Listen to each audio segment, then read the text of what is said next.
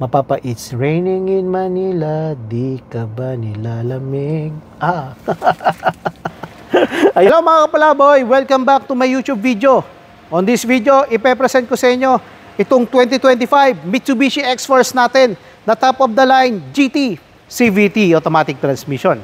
Bago ang lahat, please don't forget to like, share, and subscribe on my YouTube channel para updated po kayo sa other Mitsubishi promos at other Mitsubishi happenings. So guys, umpisahan natin sa harapan ng ating 2025 Mitsubishi X-Force GT CVT transmission. Kung napapansin nyo guys, bago na ho yung kanyang shield dynamic design. New generation na po yan. At equipped na rin po siya ng LED DRL with LED headlamps at LED na rin yung kanyang fog light. Mga kapalaboy, yung unit natin ng X-Force GT, equipped na rin po siya ng 18-inch two-tone alloy rims. Yan. Tapos, yung kanyang braking system, naka-disc brake na po yung kanyang harapan at yung kanyang likuran. Tara, pasukin na natin yung unit na to. Tignan natin kung ano yung mga features na meron dito.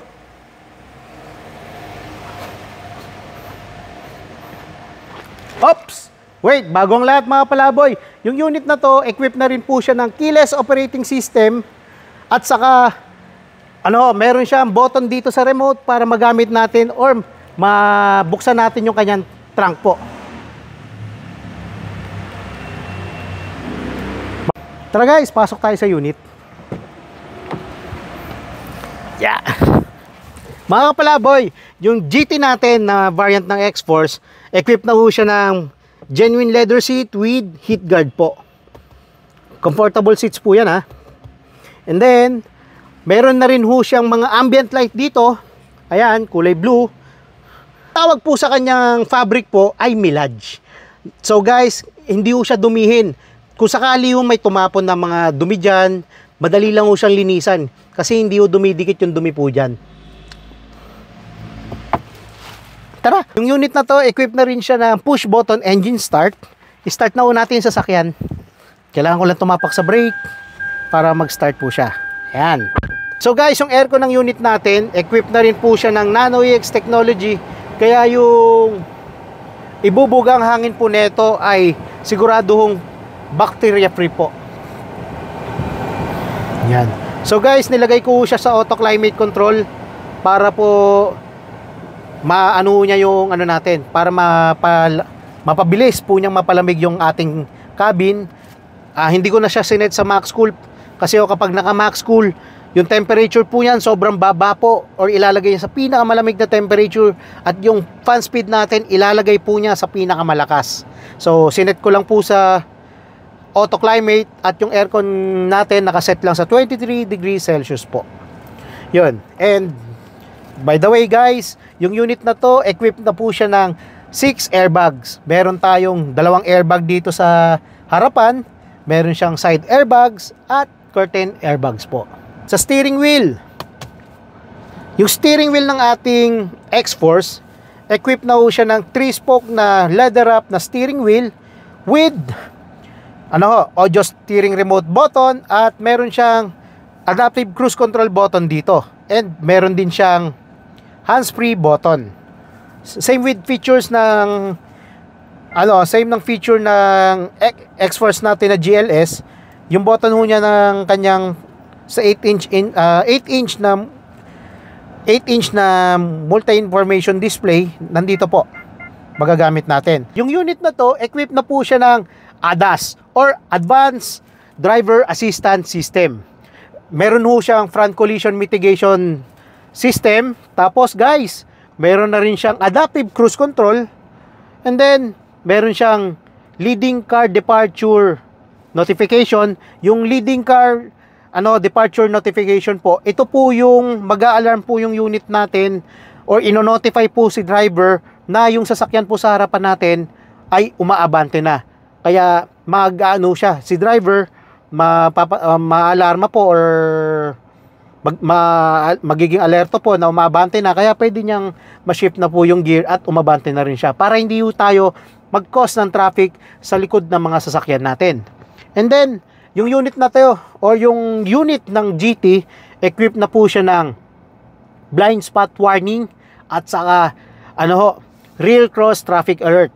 Yung blind spot warning, in case po na may sasakyan or motor o di kaya pedestrian na nasa gilid natin na hindi makita ng natin sa side mirror, ma-sense po ng ating mga sensor yan at mag-a-alarm po or mag-iilaw po yung mga parang triangle button or warning indicator sa kanyang mga side mirrors po.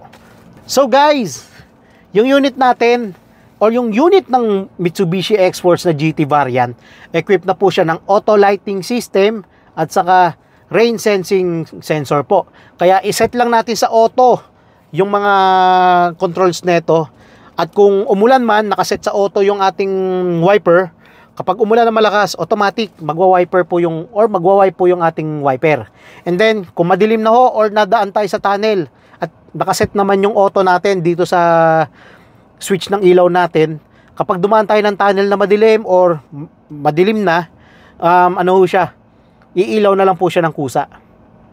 Yun po yung purpose na itong mga ang daming features ng unit na to na wala sa GLS CVT. And then, mga kapalaboy, syempre meron din tayong drive mode button dito.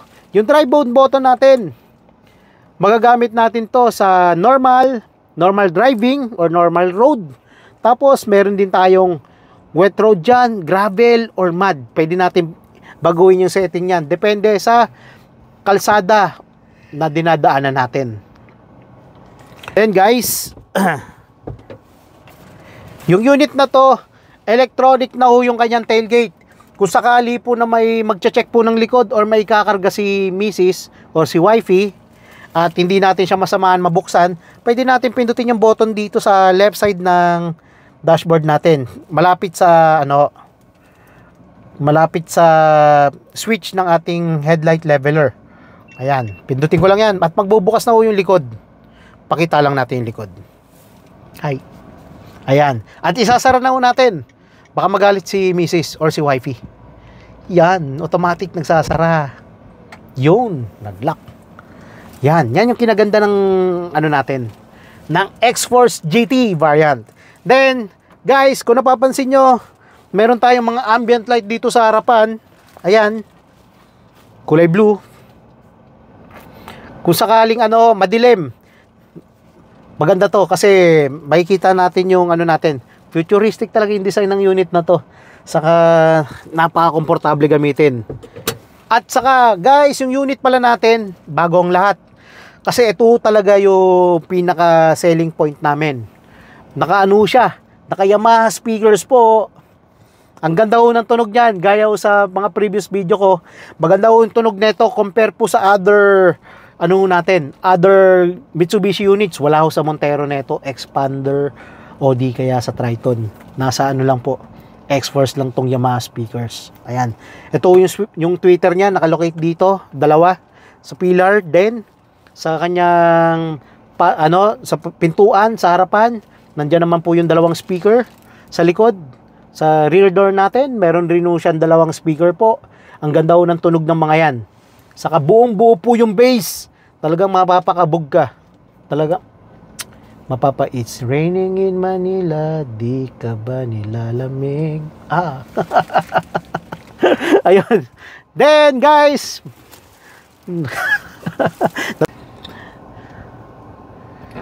mga kapalaboy, balik tayo sa head unit ng ating X-Force GT. Yung head unit natin, pwede natin baguhin yung kanyang wallpaper. At kung napapansin nyo guys, may kumalikot ng unit natin, binago yung setting ng kanyang computer. Computer na lang tawag ko dito kasi layman's term para madaling tandaan. Ito guys, pwede natin baguhin kasi yung mga setting yan para makita natin yung other functions po ng unit natin. Yan, meron siyang location or yung compass, GPS nandyan, tilt angle positions ng unit natin nandito makikita natin. And then wallpaper, lagay natin sa all menu. Yan, wallpaper natin, pwede natin baguhin yan. At saka Guys, yung unit na to, equipped na rin po siya ng wireless charging.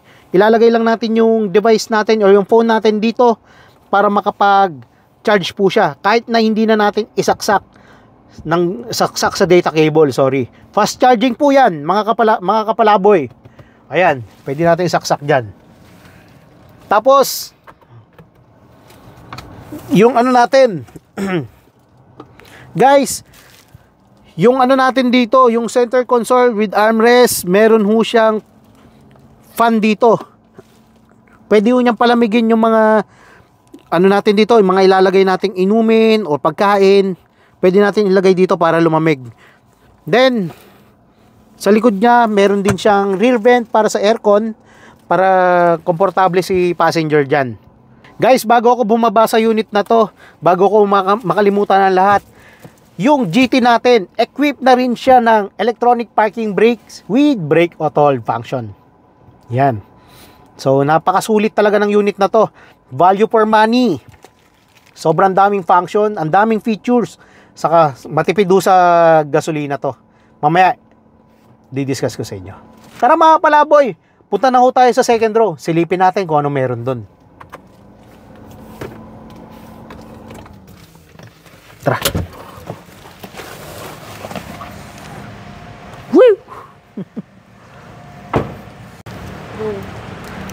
Hello mga kapalaboy. So, nandito na ho tayo sa second row ng ating X-Force. Pasok muna ako. Ayan, kung napapansin nyo, napaka-spacious. Hindi ko na ho in-adjust yung upuan ko dun sa harapan.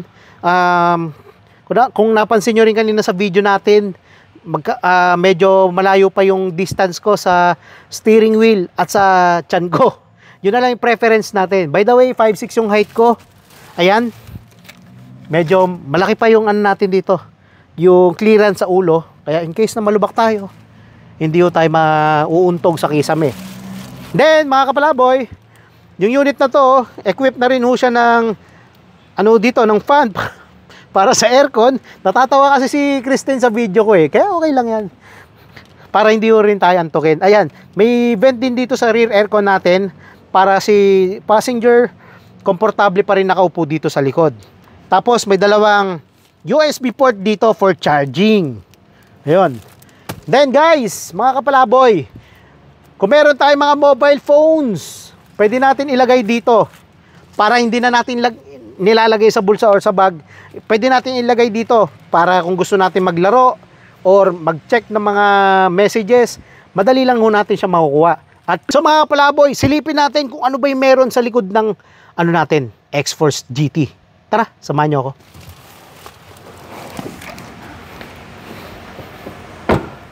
GT natin na X-Force, equipped na rin po siya ng power tailgate po. Saka yung susi, kahit nakalagay lang sa bulsa nyo at kailangan yung buksan, marami ko kayong bit-bit na gamit, hindi nyo na kailangan pindutin yung button dyan. Gagawin nyo lang, asta lang kayo na parang sisipa. Yan.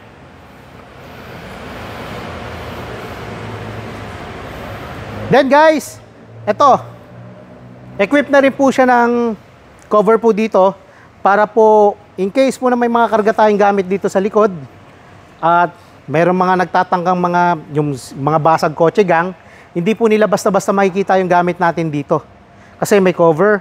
At saka syempre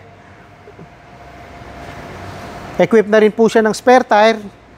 Ayan po, donut tire din po yung kanyang spare tire ha. Ayan. And then guys, yung unit na to, equipped na rin siya ng yung unit na to, nandito po nakalocate yung kanyang mga tools po, nasa gilid din.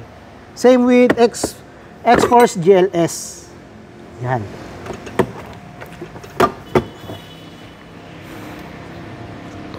Okay.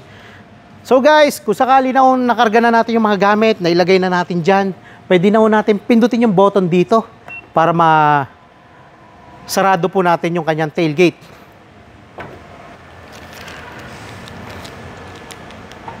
Guys, yung unit na to, equipped na rin po siya ng LED tail lamps, tapos LED na rin po yung kanyang turn signal lamps at yung kanyang reverse lamps po.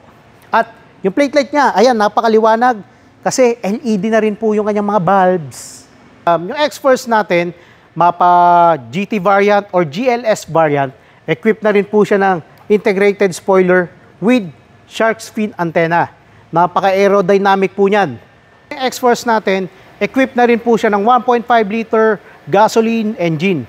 Ano siya, naka-Myvec na rin po siya. It means na powerful yet fuel efficient po yung ating engine. Ulit ko, yung unit natin, naka-CVT na po siya or continuous variable transmission. Ang 2025 Mitsubishi X-Force GT CVT transmission, ang SRP po niya, 1,581,000. At ang all-in low down payment offer na pwede ko mabigay sa inyo dito ay 197,000. Siyempre, with exclusive freebies pa rin po yan. Under in-house bank financing transaction. So mga kaplaboy, kung meron kayong questions or inquiries regarding po sa Mitsubishi X-Force or other Mitsubishi units natin, tawag lang po kayo sa number na naka-indicate dito sa screen. Or mag-message lang po kayo sa aking personal Facebook account or TikTok channel. Saka mga palaboy, please don't forget to like, share, and subscribe on my YouTube channel para updated po kayo sa other Mitsubishi promos at other Mitsubishi happenings. Kaya sana, kayo naman po yung maging next Mitsubishi client namin ni Christine. See ya!